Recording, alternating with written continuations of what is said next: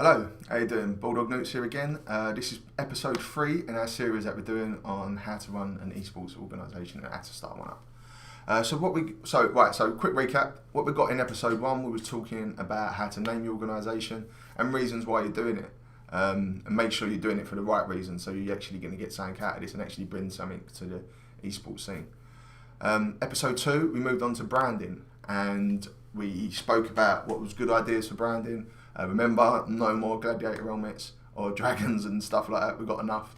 I also provided some links of some designers that you can trust that we've used in the past. So now you've got all that done, you're ready to get some staff if you feel you need them and picking up teams and players, whatever way you want to go there. So today we're going to talk about staff, players and teams, attending events and funding, stuff like that. Okay, so with that in mind, I want to say that we work with Armour Centrum. So if you're going to ask, well, I'll clear it up at the start. Obviously, we feel they're the best company around at the moment. That's why we're with them. So there's going to be a link to our shop below, as there always is. So if you wish to get jerseys and you want to know, where do you get yours from? We get them from Armour Centrum. The link's below. You can get in touch with them down there and they can see if they can work something out with you for any events you want to attend. Obviously, there's a load of other companies out there, but that's who we're with. So obviously, they're the people that we're going to push forward. We're not technically sponsored with them. We work with them. So I just want that to be clear at the start. You know what I mean? I don't want you to think that I'm trying to push something on you. You're welcome to go to any company, but that's who we use and we're really happy with the service. Hence the t-shirt. So what we're going to do is we're going to move on to staff. So a lot of people start an organisation, tweet out looking for 50 members of staff. Right, I'm going to tell you from the start, we've got 4, 5. So we've got me and Neil, who own this. We've got JD, who's our general manager. We've got Erupt, who runs the media side, like the streamers and that. And then we've got DC, our designer. That's it. We're relatively a big organisation and we've got 5 people. For a lot of the time, it was me and just using freelance designers. And there's nothing wrong with that. But people literally tweet out for so many things and you don't need them. When you are looking for staff as well, just because someone has got, I've been at this organisation, that organisation, that doesn't mean they're any good. That just means that they interview well and they get the position and they're not there. A lot of the time you've got to think, if someone's really good, an organisation ain't going to want to let them go because they're really good. So if someone's floating around a lot, there's normally a reason for it and it's not always a positive reason. Also pay attention to people's Twitters. So have a look down it and think, is that the sort of person I want representing my Twitter? Right, and do not fall for anything I tweet on this doesn't only represents my views or whatever they say. That doesn't represent those of who I represent. Right, it's just rubbish. You've seen all the football players that get pulled up for stuff they tweet. All the, you know what I mean, loads of people. It's rubbish. Can you imagine a conversation? Right, so you've applied for a sponsor somewhere. They're like, right, okay, so they're checking you out. They're looking through your. That's okay. All right, who's that person? All right, that's their general manager. Let me have a look at their Twitter. Going down. Oh, someone's nan's in an oven. Strange, right? It can happen.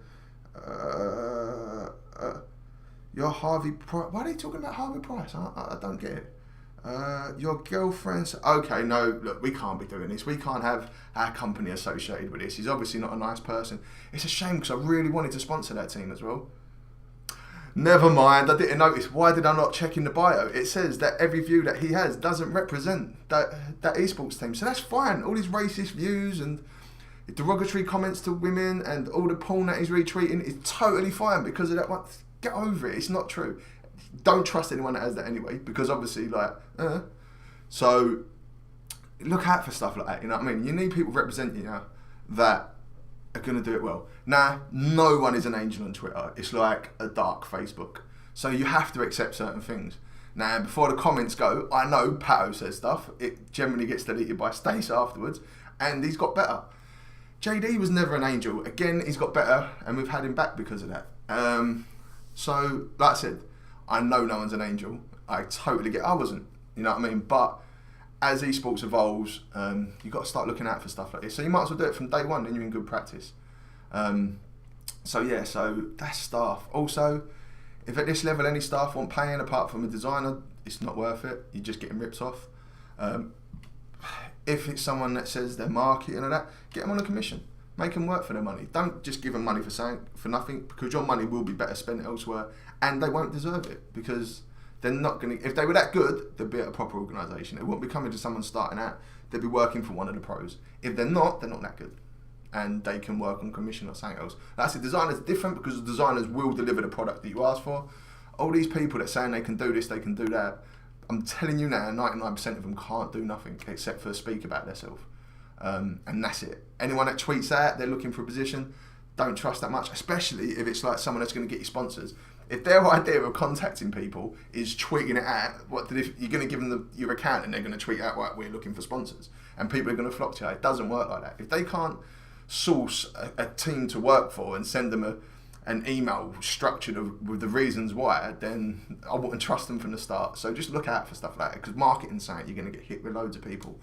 And like I said, most of them are just going to send an email to an affiliate. And if you want to know how to do that, go onto a company, look down at the bottom, and 9 times out of 10 it says affiliate. Click it, they'll give you a link. It doesn't take a genius, and you've saved yourself without hassle. So that's staff. Like I said, pick good ones, it's important. Trust the staff you pick and try to help to develop them. Don't micromanage them, empower them, give them a task and let them do the task. You know what I mean? That's what they're there for. Trust them, and you will get some good ones. We've had some good ones, we've had some really bad ones as well. Also, don't be afraid to ask an organisation. If they say they've been with someone, ask them. Email them. If anyone says they've been with Bulldog, come and ask me and I'll tell you exactly what they're like. If they don't like it, they shouldn't have been like they was when they was here. So yeah, I've got no qualms with that, and we should do that more often, probably. It'd certainly sort things out, and it make people better behaved when they were with the organisations. Okay, so that's like working staff. What we'll talk about now is players and teams. Right. With Insomnia coming up, I want to say something. Right, I firmly believe you shouldn't pick up a team for one event with no future prospects at all. The only caveat for this is if you're a new organisation and you can pick up someone that can sort of put you on the map a little bit, then fair enough, it's a worthwhile investment. But otherwise, never. Do not do it. If you're an established organisation, you shouldn't need to do it. You should either have your team or you're not in that eSports, you know what I mean? Like, you can't call yourself a COD organisation or whatever if you don't permanently have a COD team. It's just crazy. So yeah, and if you look at all the organisations that do well, they're usually ones that have a team throughout. They don't come and go. They keep on to one a good player, and they try to build it and develop it. And that's what you should be trying to do as an organisation. You should be trying to develop a team and making it better. That's the real skill. It doesn't take any skill to just pick up a team, get rid of a team, pick up a team. Oh, they're the flavour of the month, let's get them. You know what I mean? There's nothing in that, and I have no respect for any team that does. If you pick up a team and make them better, that's what running an organisation is about to me, and that's what good management is. And that's the problem. Not enough people understand that. They just do not get what running an organisation is about. And it's about developing things. It's about developing the community, developing the scene, and developing teams and players, giving them the chance to grow, you know what I mean, to show you what you can do if you provide the right conditions for them. And that is what we try to do at Bulldog. We're quite famed for holding on to people for a long while and giving people runs, even if there is 1 or 2 bad results, because that is what you should do as a manager or as a coach. So don't be afraid to do that. And don't be afraid to give unknown teams a chance. When I picked up Bulldog Blue, they really weren't that known. And they've done it right for us. They put us on the map. They understood the situation, so at first they worked for, I think it might have just been jerseys, it might have been team passing jerseys. But then the second event we gave them a little bit more. I think first event was jerseys, second event was team passing jerseys. And they helped put us on the map because we took a chance on a bunch of kids, you know what I mean? So don't be afraid to do that. Sometimes it ain't going to work, but other times it will. And that was one of my happiest times at Bulldog because it was rewarding. I love seeing those kids do well. When they phoned me up when I was on my way home because I had to leave early on the Sunday and they was beating teams, and you could hear the enjoyment and the excitement in their voice, and you know what I mean, that's some of the best times. So don't be afraid of doing that, you know what I mean. Like I said, have the reason why you're doing this all, and one of them should be to develop teams and stuff like that, because it's really is rewarding. So now we spoke about that, what we're going to talk about is events and the funding. Right, so funding levels. It can be expensive. So you're looking at 260 quid for a team pass, say 300-400 quid sometimes for hotels, £100 for jerseys. It all starts adding up if that's the level you're going to do. If you're going to be spending that money, you either need to be within a team that's going to represent you all the time, or at least 2 or 3 of those players, or someone you're expecting if it's a team for one event, you want money back. Otherwise, just save your money.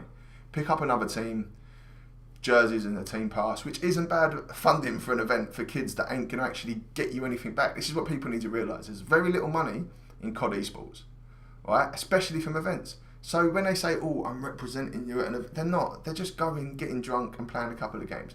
There isn't like loads of people that are going to be there going, oh my God, they gave these kids all that. That's great. But it doesn't work like that. So for 90% of the teams that are going, they shouldn't be asking for hotels and that. They should be saving up some of their money instead of spending it on £140 pair of trainers. God, I sound old. Right? And then they can go to an event, you know what I mean? Like, it ain't down to you to send them to that. Don't send the team, save your money because it's just wasted. Look at another esport and invest in that. Your money will go a lot further. So bear that in mind. Right, hotels, try to book up in as early as you can. Don't leave it to the last moment. We literally have our hotels booked the day an event's announced, to be honest. And we book more. And we cancel them nearer to the event if we don't need them. But we've always got more in case I want to send more teams. So make sure you do that. Again, the team pass, don't leave it to the last minute. You don't want to be the organisation that's embarrassed, that's told teams you're going to go, and you're too late to get a team pass. Jerseys, be careful what companies you use, because some are cowboys. Like I said, we use Armour. I've never had an issue with them. Great guys. So that's what we use. Again, there's loads of others. You can just put jersey company in there, loads will come up. Be careful if you use an American one and you're in the UK, because sometimes their postage is actually more than what the jerseys are cost.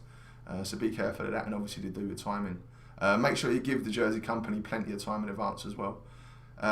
If you ever get a team that says, don't worry about getting us jerseys, put it to as a hotel, don't pick that team up, because they obviously don't care about you at all. You need your jerseys there. Don't be someone that sends people in t-shirts. Like, we once sent the team in t-shirts, and that was our Gears of War team. We picked them up on a Monday, and they left on a Thursday to go to Brussels, and we managed to get them t-shirts in time, because we couldn't get nothing else. Otherwise, your team goes in jerseys. Have a bit of respect for your organisation, your sponsors and your players, and get them there in jerseys. There's no excuse to be wearing t-shirts. I'm sorry. It just isn't. You know what I mean?